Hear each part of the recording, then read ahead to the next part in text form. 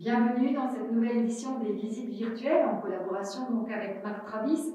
Nous allons vous présenter aujourd'hui un très beau travail, notamment sur un triptyque qui s'appelle la danse du dragon. Alors Marc, si on a bien retenu la leçon de la fois précédente, as-tu utilisé ton petit pinceau ébouriffé pour le traitement de cette toile?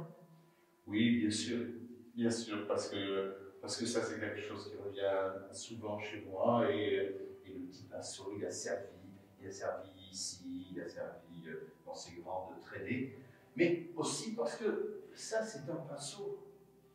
Je l'ai inventé, je l'ai créé, il n'existe pas dans le commerce, ne cherchez pas, il n'existe pas. Mais c'est un pinceau de calligraphe en même temps. Et le tableau s'appelle La danse du dragon. Les titres ne sont pas très importants chez moi. Pour autant, la danse du dragon, parce que en signe chinois, je suis dragon. En chinois, on dit Wo Shu Long. Je suis du signe du dragon. Le titre m'est venu après.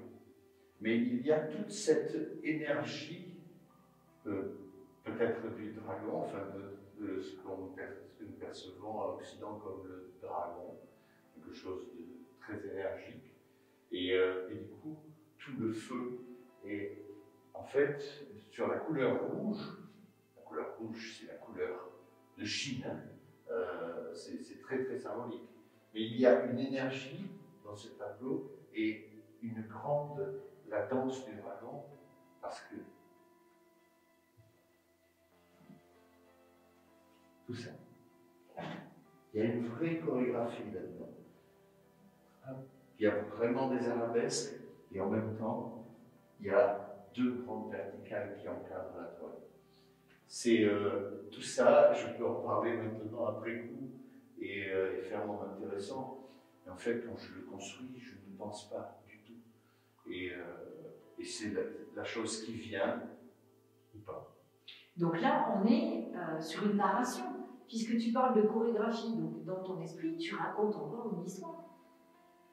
Oui, mais sur le moment, je ne le vis pas comme ça. Sur le moment, je le vis comme un acte, comme l'acte de création. Je ne le vis pas en ayant conscience qu'il y a une chorégraphie, il y a une histoire de dragon, il y a une histoire de Chine, il y a une histoire de construction. Non, non, non, tout ça, c'est petit à petit, les choses se font. C'est tout. D'accord, donc on est bien effectivement dans une construction où le hasard laisse sa grande place et tu n'es pas guidé dans ta création par une idée, c'est la matière, l'humeur, la façon dont tu as de créer, elle est beaucoup plus liée à cette spontanéité de la création et non pas celle guidée par une narration. Bien sûr, il n'y a pas du tout de plan au départ. Ça, c'est important. Je préférerais qu'il y ait un plan au départ, ça serait plus facile pour moi. Mais je sais que ma peinture ne supporte pas ça. Je suis obligé de suivre la peinture. C'est moi qui suis la peinture et non le contraire. Donc en création, tu ne peux pas faire un travail sur commande. On ne peut pas venir te voir en disant voilà, je souhaiterais que vous travailliez sur tel thème. Est-ce que ça va te handicaper dans ta création, puisque ça créerait, de ce que je comprends, une frustration sur la création de te dire créer avec telle thématique. Donc tu ne peux pas à la fois reproduire quelque chose que tu as déjà fait, puisqu'il y a une part effectivement d'imaginaire qui t'est propre, et en plus tu ne peux pas travailler sur commande, si j'ai bien compris. Non, absolument pas. Il y a même des fois où on est venu me trouver en me disant « Ah, mais tel tableau, il est parti, on l'aurait voulu. Est-ce que vous pouvez me le refaire ?» Non, je ne peux pas le refaire. Je ne peux pas le refaire. J'aimerais bien faire plaisir aux gens, hein. C'est pas le problème. Mais je ne peux pas parce que ça, c'est une... Alors ça s'appelle la danse du dragon, celui-là s'appelle la danse du dragon, mais tous pourraient s'appeler la danse du dragon. C'est tous une danse. Hein. Chaque tableau est une danse, et une danse improvisée.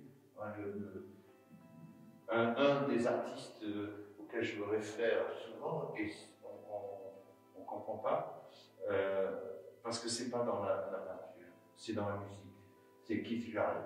Keith Jarrett, quand il fait son concert de Cologne, à Cologne, il ne sait pas du tout où il va. Il se met au clavier et il joue. Tan, tan, tan, Et bien voilà, chers regardeurs, nous sommes heureux de pouvoir vous partager ce moment si unique du travail de création de Marc Travis. Nous vous retrouvons pour une prochaine édition. À la semaine prochaine. À bientôt.